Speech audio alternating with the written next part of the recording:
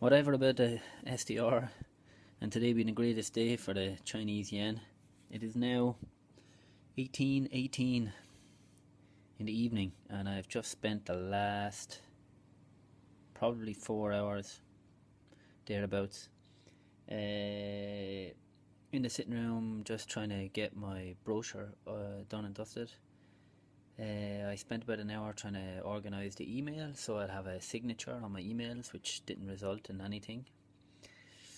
And then I just went on to the brochure, and after spending some time going through 5 brochures that I have here, I just spent the last 2.5 hours trying to write out 458 words for my brochure. This has taken me probably the best part of 5 months to get together. It's unbelievable. But anyway, I think I kind of have what it is, and it's been really like trying to formulate my thoughts and all that has been super challenging on this, because really I don't know what it is I'm building or what it is I want to have or whatever.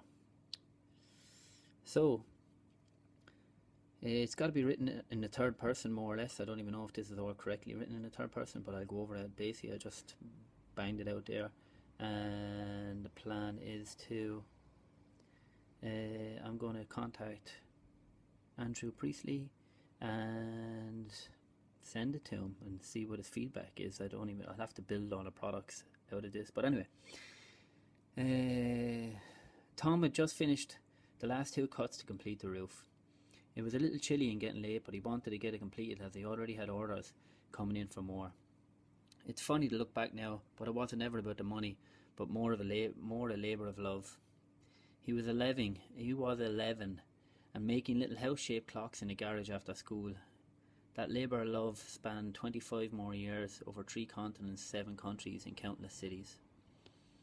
Little did he know he had been born in 1979 to a family of builders. I've changed that. Little did he know being born in 1979 to a family of builders would in fact be like winning the property investors' lottery. Finishing high school and getting a trade was the done thing in 1996. Lucky guy considering he loved carpentry. The Celtic Tiger was just beginning to roar, so opportunity and demand was high. By the time he was qualified in 2000, there were offers to build a business, but he decided to take to the skies and spent the next 5 years travelling and working in different countries. Who knew working with your hands would turn out to be the key to opening lots of doors? But having built thousands of homes for others and marvelling at the wealth it created, Tom was always left wondering how these people could afford to do it. A question he had not yet found the answer to, when it was time to take the next step, and he returned to Ireland to buy his first investment property in late 2006. Over the next 2 years, as the bubble burst, he watched as his investment lost close to €100,000. You would think this was a bad thing, but in fact it was a blessing in disguise and would lay the foundations for what would become TSD Property Limited. Work dried up quick in Ireland, and with a mortgage to pay, it was off to London we go. Arriving with 2 empty pockets after the biggest housing crash in history would spin most on their heels, and for the next 5 years, every few months it almost did. 2 empty pockets in the most expensive city in the world, yeah.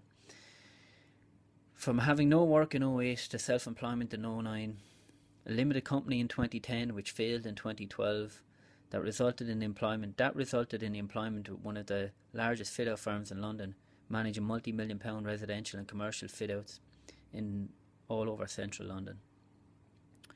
All the while searching out the answer to the one burning question, how, which after much time and investment morphed into how to safely.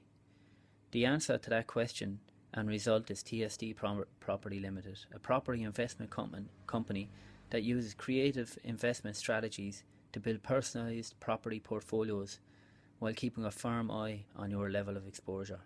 And that is it. I think that's exactly what I'm trying to build. It's a property investment company. It's working in what I love, and obviously it's trying to do it as safely as possible, which is reducing the level of exposure, keeping a firm eye on the markets and what's happening. Nobody can predict it, but again, you can use other investments to lower your risk.